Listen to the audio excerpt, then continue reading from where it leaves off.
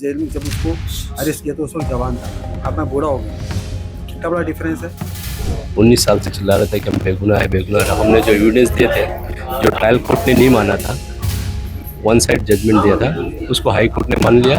और इंशाल्लाह उम्मीद है कि हम आखिरी दम तक लड़ेंगे और सुप्रीम कोर्ट से भी हम इंशाल्लाह रिहा हो जाएंगे। मेरे छोटे बच्चे थे, अब वो बच्चे से बड़े हो गए। कितना डिफरेंस है, बहुत डिफरेंस है, बहुत डिफरेंस है। और मुसलमान के माथे पे टैग लगाना बहुत ईजी होता है, लेकिन वो प्रज्ञा ठाकुर को कभी टेररिस्ट बोले, रोहित को कभी टेररिस्ट बोले आप लोगों ने? नहीं, किसी ने नहीं बोला। खैर वो मेरा इशू नहीं, मेरा इशू ये है कि हम बहुत झूठ फंसाए गए हमको और ये हुआ। छोड़ दिया गया या रिहा हो गया तो हमारे 19 साल बर्बाद हुए। जो विक्टिम है उनको तो अभी तक इंसाफ नहीं मिला है, और वो उनको इंसाफ उसी वक्त मिलेगा जब सच्चे लोगों को, जो वांटेड है या फरार है या जिनको छुपाया जा रहा है, वो पकड़ा जाएगा तब। ये वो चेहरे हैं जिन्होंने अपनी जिंदगी के 19 साल जेल की सलाखों के पीछे सिर्फ इसलिए काट डाले क्योंकि एटीएस को लगता था कि 2006 में मुंबई लोकल ट्रेन में जो बम ब्लास्ट हुए उनमें इन्हीं लोगों का हाथ था। लेकिन पिछले दिनों इन सभी आरोपियों को बॉम्बे हाई कोर्ट ने बरी कर दिया और कहा कि एटीएस अपने दावों को कोर्ट के सामने पेश करने में विफल रही। लेकिन इस पूरे मामले में अब एक और बड़ा ट्विस्ट आया है। हाईकोर्ट के फैसले के खिलाफ अब महाराष्ट्र सरकार ने सुप्रीम कोर्ट में अर्जी लगाई है, जिस पर सुप्रीम कोर्ट ने 2006 मुंबई ब्लास्ट मामले में 12 आरोपियों को बरी करने के बॉम्बे हाईकोर्ट के फैसले पर अंतरिम रोक लगा दी। लेकिन कोर्ट ने यह स्पष्ट किया कि जिन आरोपियों को रिहा कर दिया गया उन्हें वापस जेल में नहीं भेजा जाएगा। नमस्कार, मेरा नाम है मोहित कुशवाहा और आप देख रहे हैं द हिंदी टॉप।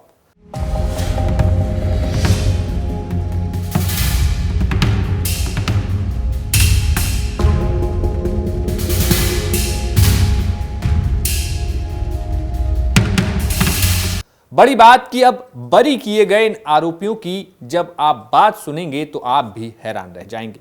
बरी किए गए लोगों में सुहेल महमूद शेख नाम का शख्स भी है, जो 19 साल बाद जेल की कैद से बाहर निकले। सुहेल का सीधा सवाल है कि जब उन्हें गिरफ्तार किया गया था तब वे जवान थे और आज बूढ़े हो चुके हैं। उनके बच्चे छोटे से बड़े हो गए, लेकिन साथ ही सुहेल ये भी कहते हैं कि एटीएस ने देश के साथ धोखा किया। आखिर वो कौन लोग थे जिन्होंने मुंबई की लाइफलाइन लोकल ट्रेन में ब्लास्ट करवाए, और प्रज्ञा ठाकुर को लेकर सुहेल ने क्या कुछ बोला वो आप सुन लीजिए। नहीं, वो तो एक प्रोसीजर होता है, दो पार्टी जा रही है तो सुप्रीम कोर्ट जो है उसको दोनों को रिलीफ देने के लिए बाद में कंसीडर किया जाएगा। अभी तो सिर्फ उसको टेम्पररी चीज होती है, वो एक प्रोसीजर है। वो एटीएस के झूठ की जीत नहीं है, समझे आप? ये सिर्फ उनको रिलीफ नहीं है, ये सिर्फ उनको मौका दिया कि ठीक है तुम्हारी पूरी बात हम बाद में सुनेंगे। सुप्रीम कोर्ट में बहुत केसेस पड़े हैं, सुप्रीम कोर्ट तो इनको खड़ा नहीं कर रहा था, इन्हें किसी तरह से जो उसको करवा दिया, और प्रोसीजर है वो, बस। तो कोई कामयाबी नहीं है एटीएस की। ऐसा नहीं है कि भाई स्टे लगा दिया इसका मतलब हमने किया है, ये मतलब नहीं है उसका। ऑलमोस्ट 2 डिकेड का फर्क है, 20 साल का फर्क हो गया है, 20 साल का फर्क हो गया। कितनी जिंदगी फर्क है। मैं जब आया था जेल में, जब उसको अरेस्ट किया तो उस वक्त जवान था मैं, अब मैं बूढ़ा हो गया। कितना बड़ा डिफरेंस है। मेरे छोटे बच्चे थे, अब वो बच्चे से बड़े हो गए। कितना डिफरेंस है, बहुत डिफरेंस है, बहुत डिफरेंस है भाई। देखिए, लोगों के दिलो दिमाग पे इसका असर होता है, लेकिन हाईकोर्ट के इस फैसले ने जो लोगों के सोचने का तरीका चेंज किया है, और बहुत पॉजिटिव है कि जो लोग दूर भागते थे डर के मारे या हमको ये रियल समझ के, अब वो आकर मिल रहे हैं। और सिर्फ ये मुस्लिम्स नहीं है, हमारे पड़ोस के अंदर बहुत सारे गैर मुस्लिम भाई भी रहते हैं, वो मुबारकबाद दे रहे हैं हमको, और हमको बोल रहे कि नहीं। और कुछ लोग ये कह रहे हैं कि हमको तो यकीन था शुरुआत से कि आप वैसे हो नहीं, और हम उसको वेलकम करते हैं।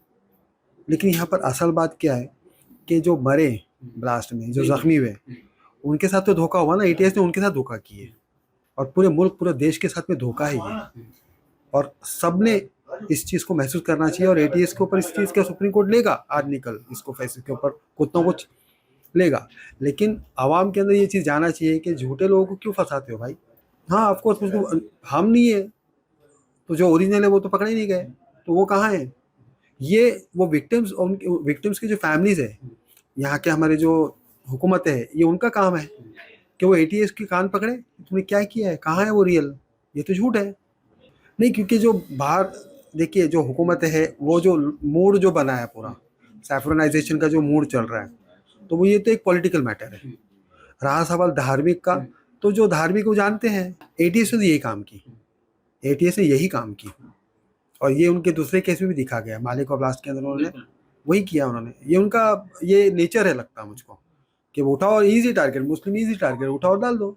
और मुसलमान के माथे पे टैग लगाना बहुत इजी होता है, लेकिन वो प्रज्ञा ठाकुर को कभी टेररिस्ट बोले, पुरोहित को कभी टेररिस्ट बोले आप लोगों ने? नहीं, किसी ने नहीं बोला उनको। खैर, वो मेरा इशू नहीं, मेरा इशू ये है कि हम बहुत झूठ फंसाए गए हमको, और ये हुआ है। इसी के साथ हमने 19 साल बाद जेल से बाहर आए मोहम्मद अली शेख से बात की। अली शेख का कहना है कि उन लोगों को आखिर कब इंसाफ मिलेगा जिन लोगों ने इस ब्लास्ट में अपनों को खोया। सुनिए क्या कुछ गंभीर बातें मोहम्मद अली शेख ने कही। सर, सबसे पहले आप अपना नाम बता दीजिए। मोहम्मद अली शेख। मोहम्मद सर, सबसे पहले हमारी सुप्रीम कोर्ट सरकार गई थी, महाराष्ट्र सरकार, वहाँ पे हाई कोर्ट के फैसले को स्टे लगा दिया गया है। सुप्रीम कोर्ट के फैसले को आप कैसे देखते हैं? सुप्रीम कोर्ट का फैसले क्या है, स्टे लगाया नहीं है उन्होंने। सुप्रीम कोर्ट ने जो हमारा जजमेंट था उसको सटेशन के तौर पे ना माना जाए, ये चीज़ उन्होंने इसके ऊपर स्टे लगाया। और रही बात लड़ाई जो है हमारी, हमको ऐसा पूरा उम्मीद है, अल्लाह ताला से भी उम्मीद है, जो जजमेंट हाई कोर्ट का वो पूरा हमारी जो बताई हुई सच्चाई के ऊपर ही है, और कोर्ट ने उसी को माना है। जो हम 19 साल से चिल्ला रहे थे कि हम बेगुनाह है, बेगुनाह है, हमने जो एविडेंस दिए थे, जो ट्रायल कोर्ट ने नहीं माना था, वन साइड जजमेंट दिया था, उसको हाई कोर्ट ने मान लिया।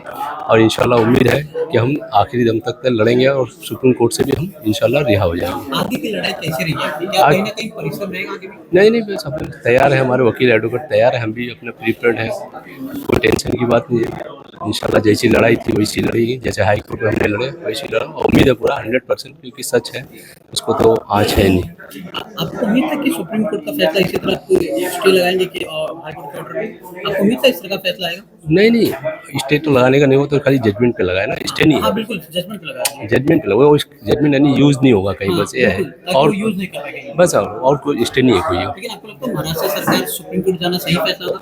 नहीं, वो तो प्रोसेस है ना, वो प्रोसेस है, वो हमको अगर नहीं छोड़ता हम भी जाते हैं, वो प्रोसेस है। कोई भी केस में तो सुप्रीम कोर्ट जाता ही पड़ता है। आखिरी सवाल, कहीं ना कहीं आपको जो गिरफ्तार किया गया, लगभग 13 लोग जो हैं सभी मुस्लिम लोग हैं, क्या आपको लगता है धर्म के आधार पर टारगेट किया गया या धर्म के आधार पर इसलिए छोड़ा? नहीं, ऐसा तो एजेंसी हमेशा करती रहती है, उसके बारे में क्या बोलना है, तो फंसाती रहती है। अब हम इतना बोलते हैं कि हम इनोसेंट हैं, हमको फंसाया गया बस। मुस्लिम होने के नाते आपको तकलीफ पहुंचाएगी लग रहा है? नहीं, ऐसा नहीं है, बस एजेंसी का जो कहना है कि हम लोग हैं, उसके तौर पे उनको ओरिजिनल कल्प्रिट नहीं मिले थे, उस हकीकत को छुपाने के लिए उन्होंने हम उनको फ्रेम किया है। लोगों के साथ नाइंसाफी हुई, आपके साथ भी, और जो लोग मरे उनके साथ भी नाइंसाफी हुई है? इंसाफी तो उनके, हमको छोड़ दिया गया या रिहा हो गया तो हमारे 19 साल बर्बाद हुए। जो विक्टिम है उनको तो अभी तक इंसाफ नहीं मिला है, और वो उनको इंसाफ उसी वक्त मिलेगा जब सच्चे लोगों को, जो वांटेड है या फरार है या जिनको छुपाया जा रहा है, वो पकड़ा जाएगा तब। फिलहाल इस मामले में सुप्रीम कोर्ट ने आरोपियों को बरी करने के हाईकोर्ट के फैसले के खिलाफ महाराष्ट्र सरकार की याचिका पर यह नोटिस जारी किया है। इसके साथ ही सभी आरोपियों को नोटिस जारी करके 4 हफ्ते में जवाब मांगा है। सुप्रीम कोर्ट में अब यह मामला जाने के बाद ओवैसी ने इस बात पर साफ कहा कि ये लोग कंप्लीट इनोसेंट हैं। स्टे दिया है और ये कहा है कि जो जेल से निकल गए थे, जो एक्यूज 18 साल के बाद, उनको दोबारा अरेस्ट नहीं किया जाएगा। मैं केंद्र सरकार से और महाराष्ट्र सरकार से पूछना चाह रहा हूं कि आप ये अपील क्यों डाल रहे भाई, जब वो लोग लीगली इनोसेंट नहीं बल्कि कंप्लीटली इनोसेंट हैं। फिलहाल इस पूरे मामले में सवाल कई हैं, जहां महाराष्ट्र सरकार सुप्रीम कोर्ट में फिर से इन आरोपियों को अपराधी साबित करने की कोशिश करेगी, तो दूसरी तरफ मुंबई ब्लास्ट मामले में बरी हो चुके इन लोगों का बड़ा सवाल है कि आखिर जब कोर्ट ने हमें बरी कर दिया तो फिर इस ब्लास्ट को जिन्होंने अंजाम दिया वो कहां है और पीड़ितों को न्याय कब तक मिलेगा। आपका इस खबर पर क्या कुछ कहना है, हमें कमेंट बॉक्स में जरूर बताइए। सब्सक्राइब कीजिए द हिंदी टॉप।